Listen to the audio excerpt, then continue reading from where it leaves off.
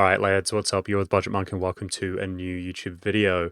Here today I wanted to kind of quickly showcase my game that's going on over on my stream lately, but moreover I wanted to discuss hegemons for you guys. So I wanted to update you guys as to where my personal mindset, my meta is at for the current patch of 1.34.4, just for those of you who it benefits, especially in regards to hegemons. Obviously I could talk forever. So with that being said, on the subject of talking forever, I'm going to start with the end first and then give you guys an explanation because I know how you guys are.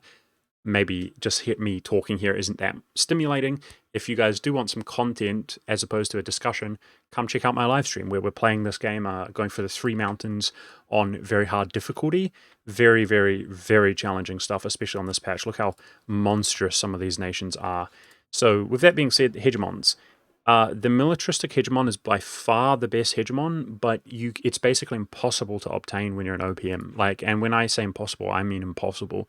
There might be certain circumstances, like if you're forming Russia, you're going quantity, but moreover, the most important thing you could do if you were trying to rush the military hegemon is to actually undermine other nations who will potentially take it. So that's the only realistic way. So as Ryukyu out here isolated, we're unable to do that.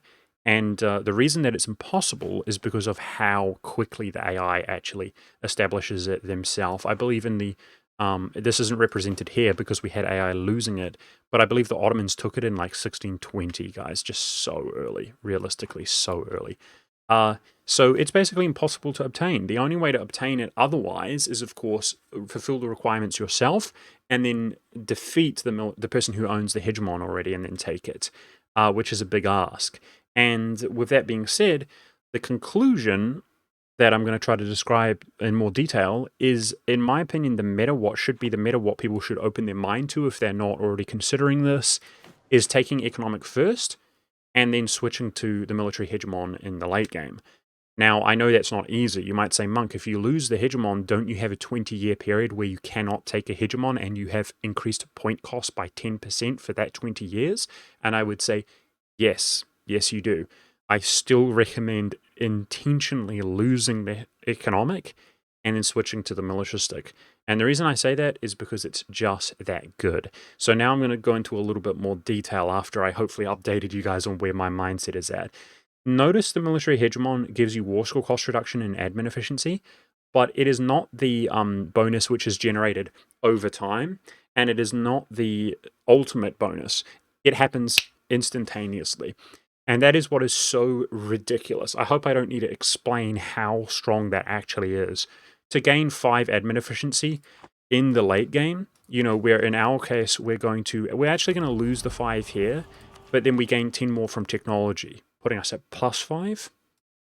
And we will actually gain Alhambra as well, putting us at +10. And we're currently on 57.5. So we're going to be on, what, 67.5. That extra 5, excuse me, is over 20% more efficiency if my math on the fly is correct. So strong, so strong. You know, that's of course war score cost reduction, annexation cost reduction, you know, reduced core cost, overextension, etc. You guys know how it works. And then the same goes with province war score cost reduction on top of that. So you have reduced war score cost reduction from the admin efficiency and you get even more. So strong. But the point is that it's instantaneous. So in my opinion, let's talk a little bit about the economic hegemon. If you could only pick one hegemon to exist, so if the others were removed from the game, which one would you pick? I would pick the economic hegemon. And the reason why is because it is just so trivial to fulfill the requirements. I couldn't speak there for a second. It is so easily obtained compared to the others, particularly the military. There is no comparison. And by far, this is the best hegemon, easily, in my opinion. It is so much more relevant. So I know you guys might just be watching this in your theory crafting. I'm talking about practice on paper. Guys, even 15 years ago in my game, I was out of manpower on 0. And we were at our lowest point of negative 60,000 manpower in the ditch required to reinforce our troops. Since taking the economic hegemon, finally reaching that, total income of 1K, our income has basically doubled. And of course, that's predominantly just from expanding, but also the autonomy and the goods produced. Once you reach the economic hegemon, you basically never have to worry about the economy ever again. Like the combination of just taking provinces and the autonomy and goods produced that you gain, you're just rich. You're so rich. It's hard to explain.